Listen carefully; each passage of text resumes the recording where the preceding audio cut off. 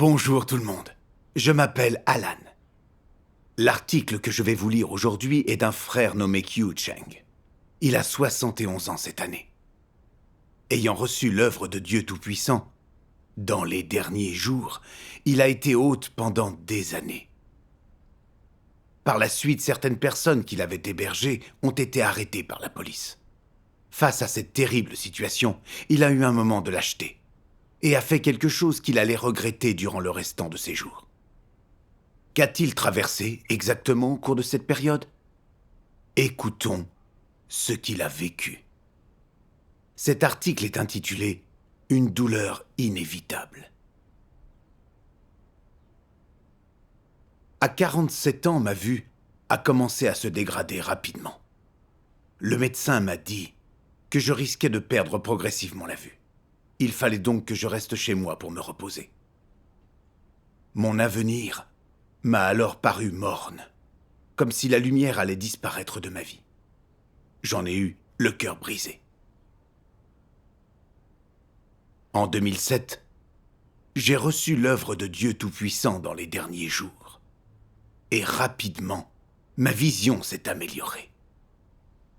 Pour rendre à Dieu son amour, j'ai sollicité un devoir. Et quand les frères et sœurs ont eu des problèmes, je les ai aidés de mon mieux. Quel que soit le nombre de ceux qui se réunissaient chez moi, et le temps qu'ils y restaient, je les accueillais avec enthousiasme.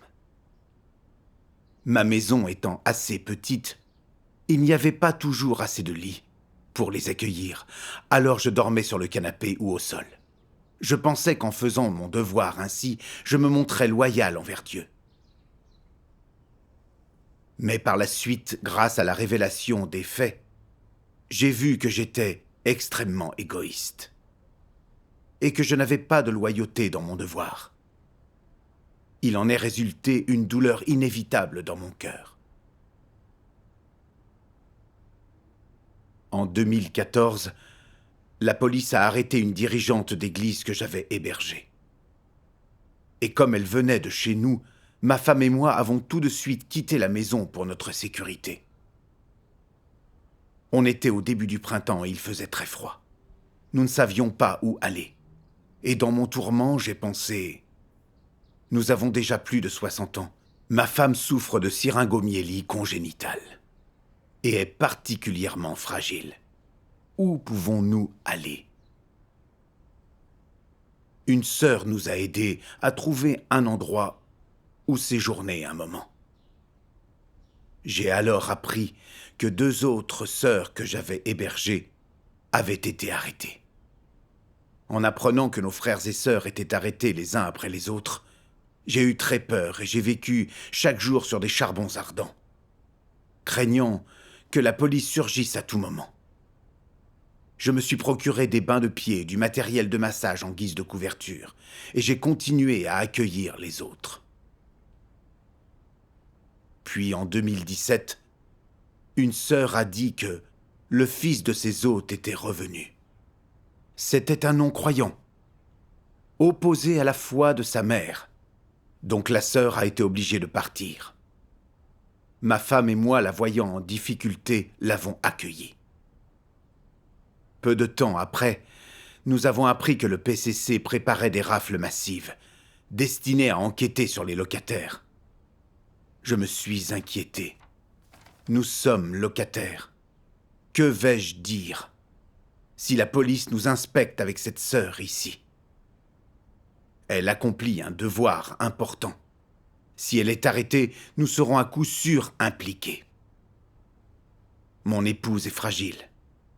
Elle serait facilement ébranlée si quelque chose arrivait. Sa santé pourrait vaciller à tout moment. Ma femme, ayant peur d'être arrêtée, m'a demandé d'expulser la sœur. J'ai pensé que j'aurais tort de faire ça, car elle n'avait nulle part où aller, en cet hiver glacial. Donc j'ai parlementé avec ma femme pour que la sœur reste. Ma femme s'est fâchée et m'a demandé de songer aux conséquences. Je me suis dit, les attaques des croyants par le PCC sont de plus en plus graves. Il y a un registre contenant les vrais noms de tout le monde. Si la police découvre que nous croyons en Dieu et que nous hébergeons des croyants, nous ne pourrons jamais nous en tirer.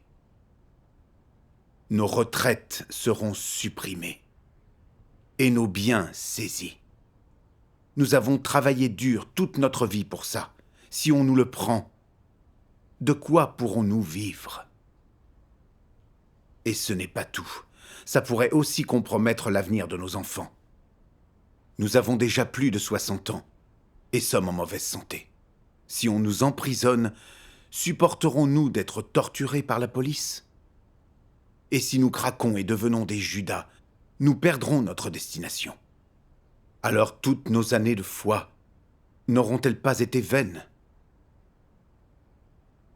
J'ai aussi pensé que ma femme serait en colère si j'ignorais son avis. Après mûre réflexion, j'ai écouté ma femme. Et j'ai dit à la sœur qu'il fallait qu'elle aille habiter ailleurs.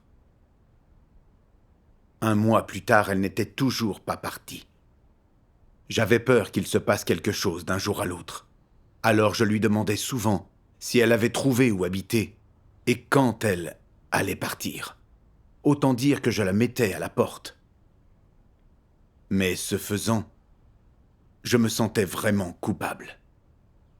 Au bout d'un moment, la sœur a trouvé un logement et est partie.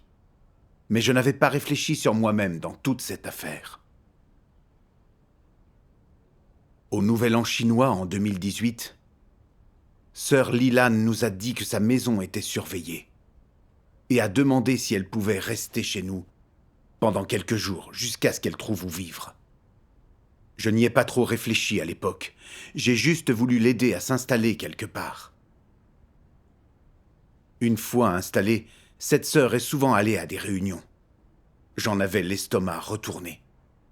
C'est le Nouvel An chinois. La police pourrait en profiter pour faire des rafles en masse.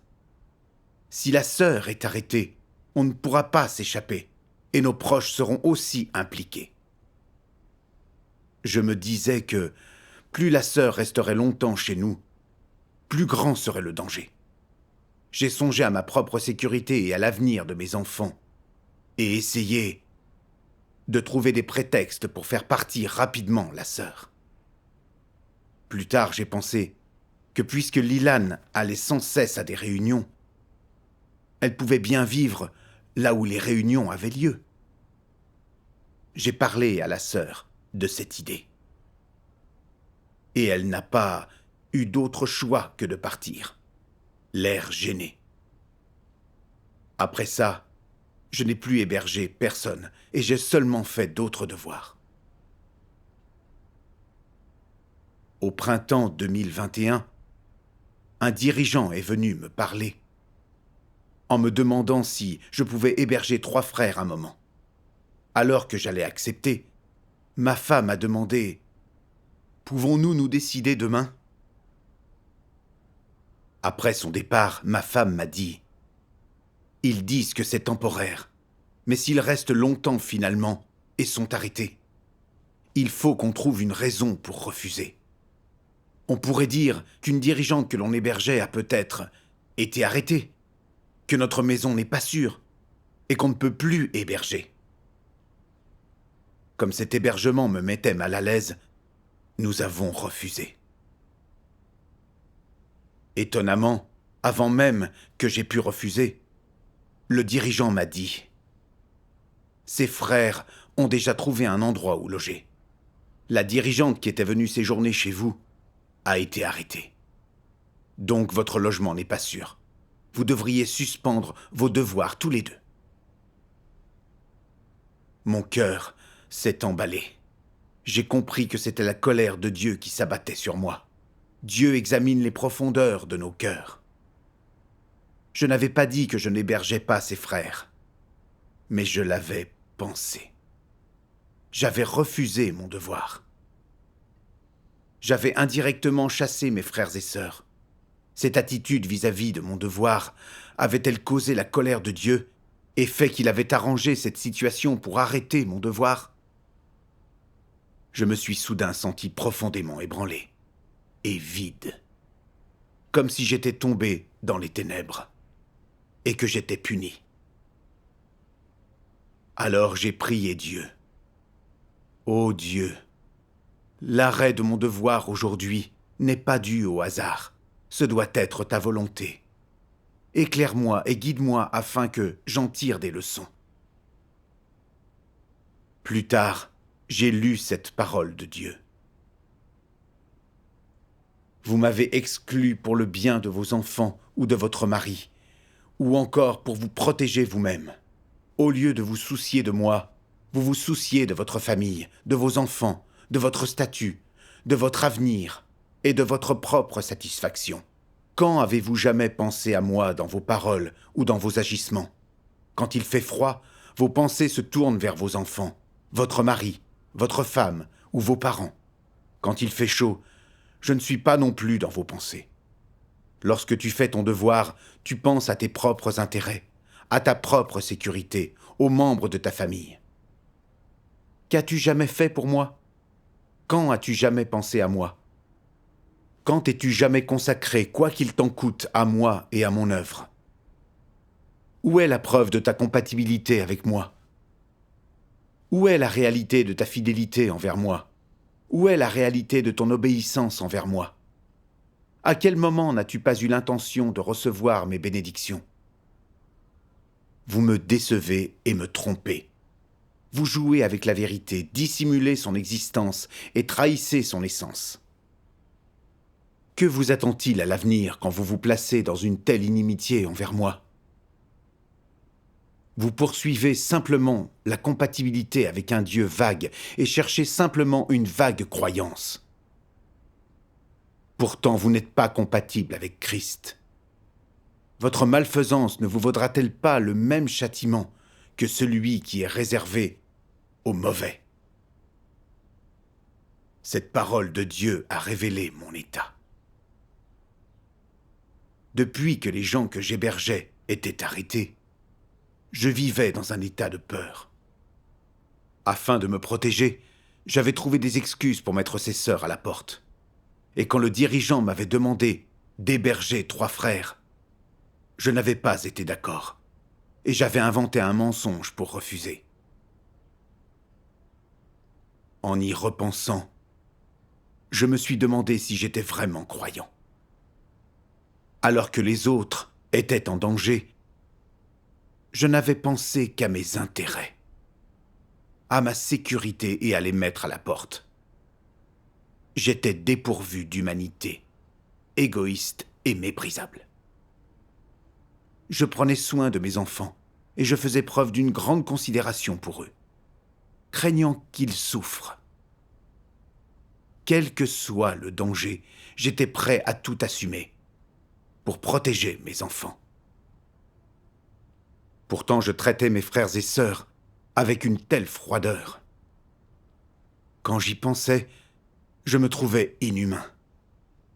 J'étais plein de regrets et de dégoût de moi-même. Puis j'ai lu d'autres paroles de Dieu. Quelle est la norme suivant laquelle les actions d'une personne sont jugées bonnes ou mauvaises? Cela dépend si, oui ou non, dans ses pensées, expressions et actions, elle possède le témoignage de la mise en pratique de la vérité et de l'expérimentation de la réalité de la vérité.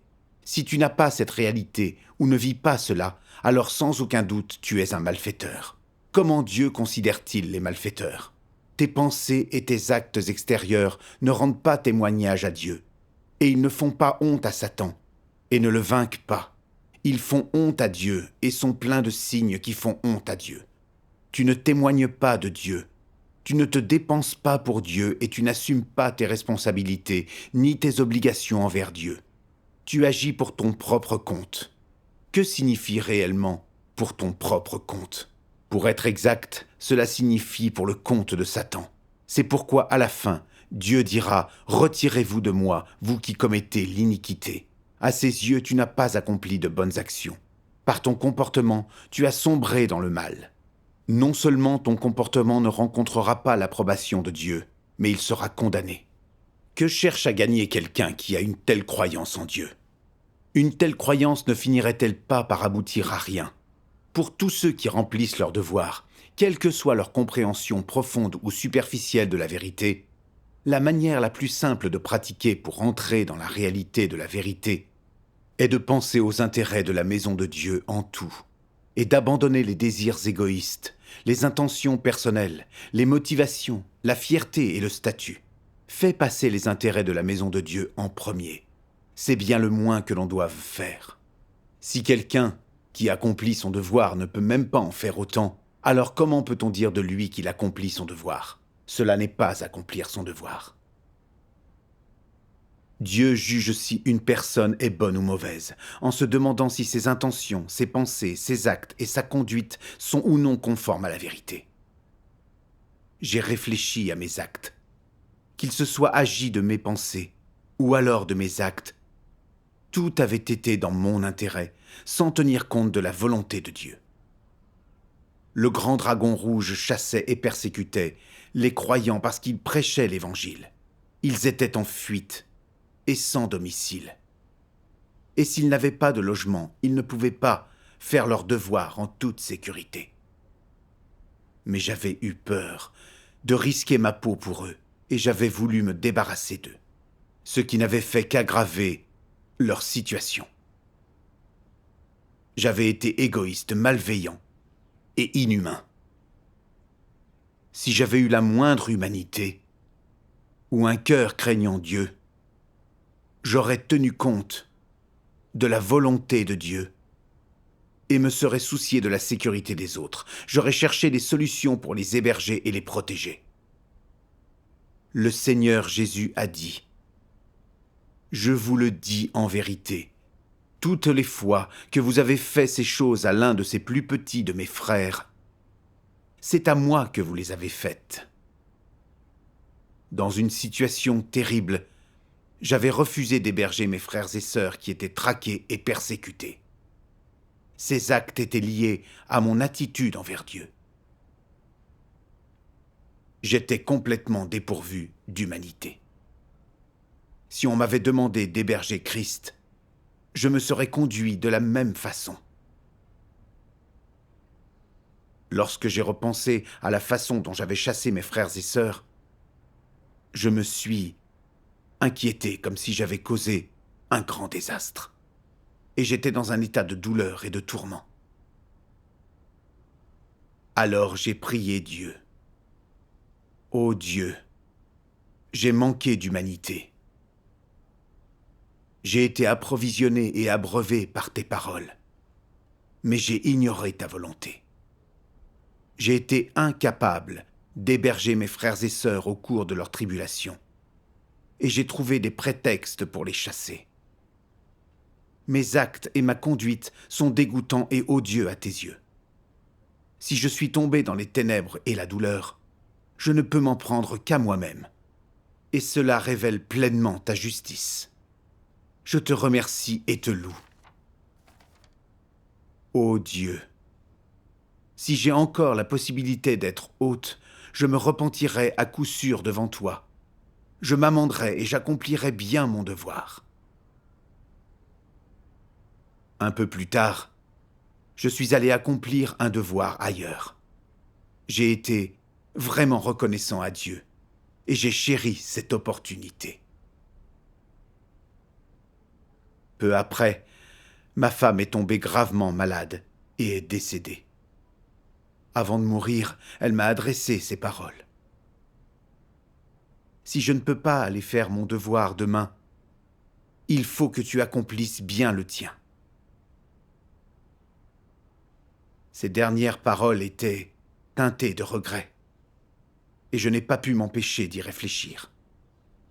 J'ai songé à la conduite et aux actes de ma femme, au fait qu'elle n'avait protégé que ses propres intérêts, et qu'elle n'avait été ni loyale ni obéissante.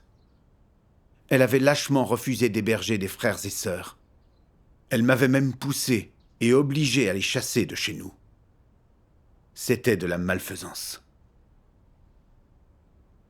Ces dernières paroles m'ont fait penser qu'elle se sentait coupable et avait des regrets quant à son devoir. J'ai aussi pris sa mort comme un avertissement. J'ai alors compris que je devais arrêter de traiter mon devoir comme auparavant. et que si j'attendais d'être mourant pour faire mon devoir, il serait trop tard. Alors j'ai prié Dieu. Ô Dieu, j'ai 70 ans. Je ne peux plus faire d'autres devoirs. C'est par ta grâce que je peux être hôte. J'ai été si égoïste. Je n'ai pas été un bon hôte. Et j'ai tellement transgressé. Je vais me repentir. Et je passerai le temps qu'il me reste à poursuivre la vérité et à faire mon devoir. Après cela, j'ai également réfléchi à la cause profonde de ma crainte d'être arrêté, de mes inquiétudes pour ma sécurité, celle de mes biens et l'avenir de mes enfants.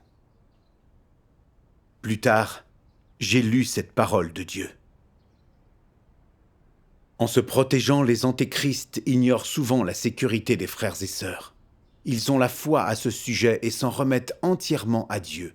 Mais en dehors de cela, ils sont négligents vis-à-vis du travail de l'Église et de leurs devoirs. Ils font les choses machinalement, ne prenant rien au sérieux. Si un endroit est sûr, ou si un travail ou un devoir peut leur assurer la sécurité et ne pas comporter de risques, ils sont très positifs et très actifs pour ce qui est de s'y rendre ou de s'y consacrer, pour montrer leur grand sens des responsabilités et leur grande loyauté.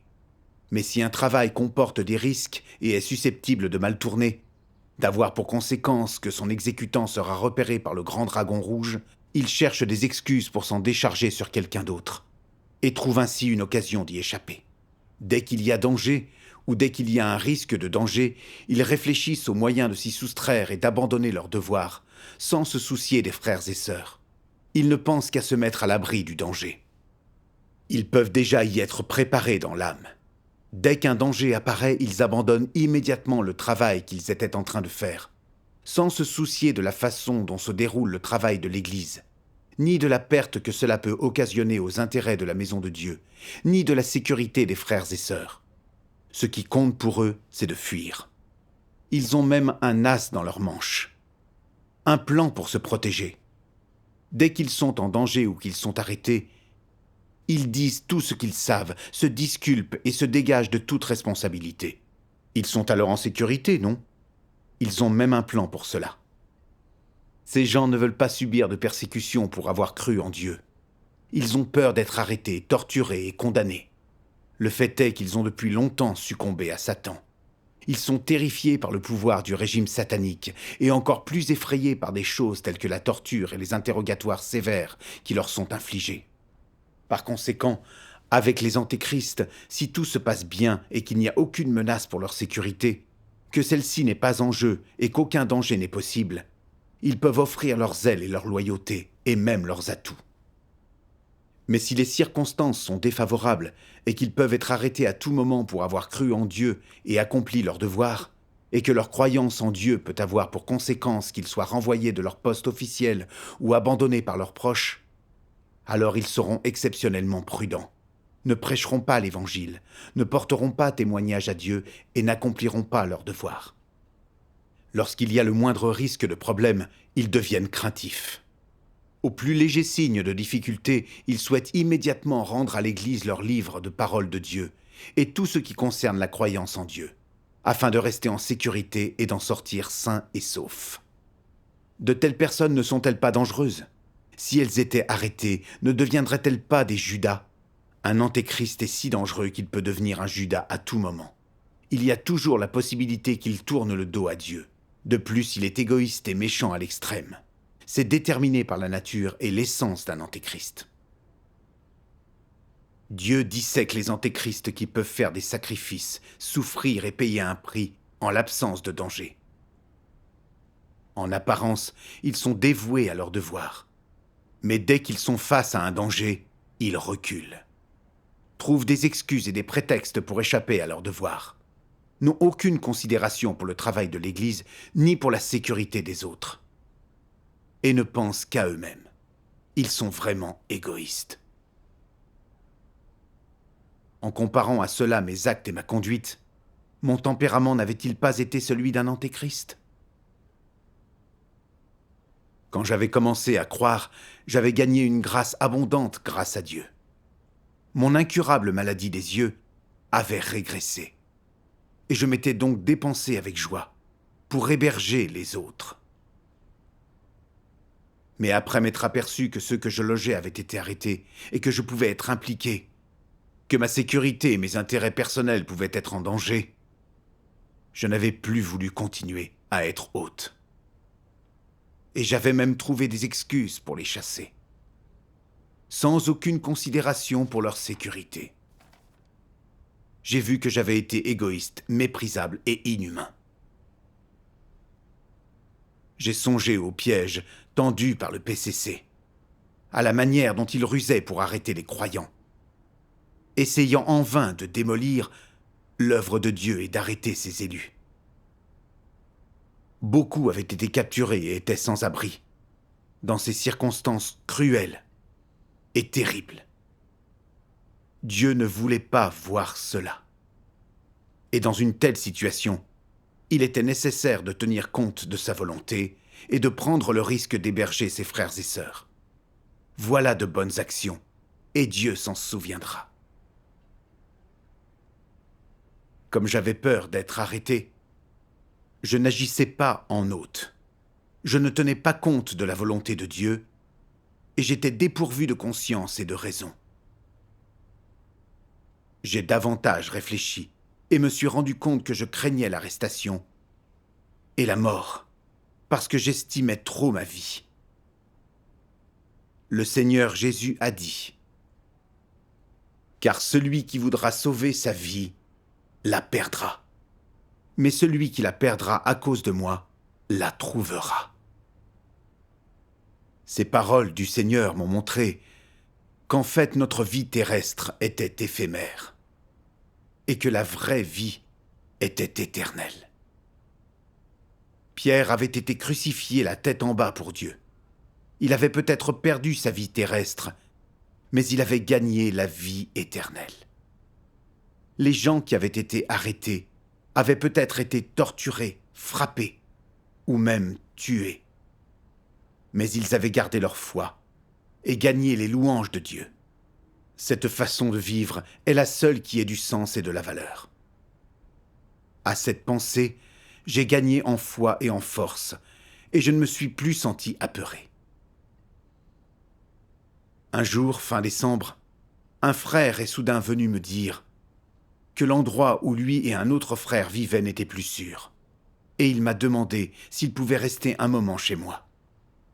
Pour moi, il était évident que Dieu me donnait une chance de me repentir, et j'ai tout de suite accepté.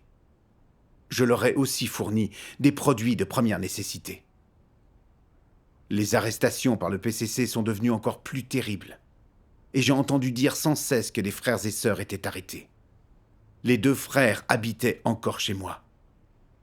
Et j'ai eu peur d'être arrêté, et que mes enfants soient impliqués. J'ai donc prié Dieu et lu sa parole. Dans la parole de Dieu, j'ai lu : « Quelle que soit la puissance de Satan, quelle que soit son audace et son ambition, quelle que soit son habileté à infliger des dommages, quelle que soit l'ampleur de ses tactiques pour corrompre et séduire l'homme, quelle que soit la ruse de ses stratagèmes et de ses plans pour menacer l'homme, quelle que soit la flexibilité de la forme dans laquelle il existe, il n'a jamais été capable de créer une seule chose vivante, n'a jamais été capable d'établir des lois ou des règles pour l'existence de toute chose et n'a jamais été capable de régner et de contrôler n'importe quel objet, qu'il soit animé ou inanimé. Dans le cosmos et le firmament, il n'y a pas une seule personne ou un seul objet qui soit né de lui ou qui existe à cause de lui. Il n'y a pas une seule personne ou un seul objet qui soit dirigé par lui ou contrôlé par lui. Au contraire, non seulement il doit vivre sous la domination de Dieu, mais il doit de plus obéir à tous les ordres et commandements de Dieu. Sans la permission de Dieu, il est difficile pour Satan de toucher même une goutte d'eau ou un grain de sable sur la terre. Sans la permission de Dieu, Satan n'a même pas la liberté de déplacer les fourmis sur la terre, et encore moins l'humanité qui a été créée par Dieu. Aux yeux de Dieu, Satan est inférieur aux lys des montagnes, aux oiseaux qui volent dans les airs, aux poissons dans la mer et aux asticots sur la terre. Son rôle parmi toutes choses est de servir toutes choses, de servir l'humanité et de servir l'œuvre de Dieu et son plan de gestion. Quelle que soit la malveillance de sa nature et la malignité de son essence, la seule chose qu'il puisse faire est de se conformer consciencieusement à sa fonction, être au service de Dieu et fournir un contrepoint à Dieu. Tels sont l'essence et la position de Satan. Son essence n'a pas de rapport avec la vie, avec la puissance, avec l'autorité. Elle est simplement un jouet entre les mains de Dieu, juste une machine au service de Dieu. Cette parole de Dieu m'a donné foi et force. J'ai compris que Dieu était maître de tout, et Satan un objet à son service, un faire-valoir entre ses mains. Satan sert à perfectionner les élus de Dieu. Et les forces de Satan ont beau sembler puissantes, barbares et malveillantes, si Dieu ne permet pas qu'une situation nous touche, alors le maléfique PCC est impuissant. Satan n'ose pas dépasser les limites fixées par Dieu. Tout cela dépend de l'autorité et du pouvoir de Dieu. J'avais peur d'être arrêté et d'impliquer mes enfants, uniquement parce que je ne comprenais pas l'autorité et la souveraineté toute puissante de Dieu. Que je sois arrêté ou non était entre ses mains, tout comme l'avenir de mes enfants et petits-enfants. Dieu en a décidé depuis longtemps, et personne ne peut rien y changer. Le PCC a beau affirmer que la progéniture des croyants ne peut ni entrer à l'université, ni joindre la fonction publique, ni s'engager dans l'armée, et que tous leurs proches seront impliqués. Malgré tous ces efforts, il ne peut changer le destin de personne. Cela expose la malfaisance du PCC qui résiste à Dieu et le hait. Les catastrophes prennent de l'ampleur. Les non-croyants et ceux qui ne se repentent pas seront anéantis. Ils n'auront aucun avenir. Ce n'est qu'en venant devant Dieu et en pratiquant la vérité que nous aurons la paix, la joie et une bonne destinée finale. J'ai donc confié ma famille aux mains de Dieu et me suis soumis à lui.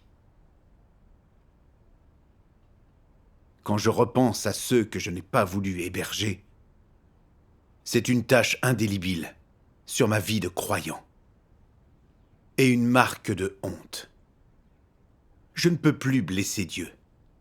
Même si le PCC m'arrête, j'accomplirai correctement mon devoir et j'hébergerai les autres.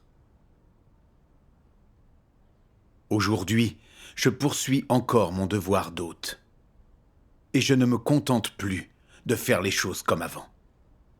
J'essaye de chercher la vérité et de résoudre mon tempérament corrompu. Mon cœur est tellement plus plein qu'avant. Grâce à cette expérience, j'ai vu que l'œuvre de Dieu était vraiment sage. Les arrestations du grand dragon rouge ont révélé ma corruption et m'ont montré que j'étais égoïste, méprisable et sans loyauté dans mon devoir. J'ai accédé à une compréhension de ma corruption et j'ai pu quelque peu changer. Je suis vraiment reconnaissant à Dieu. C'est la fin de cet article de témoignage. Merci d'avoir regardé. À la prochaine fois.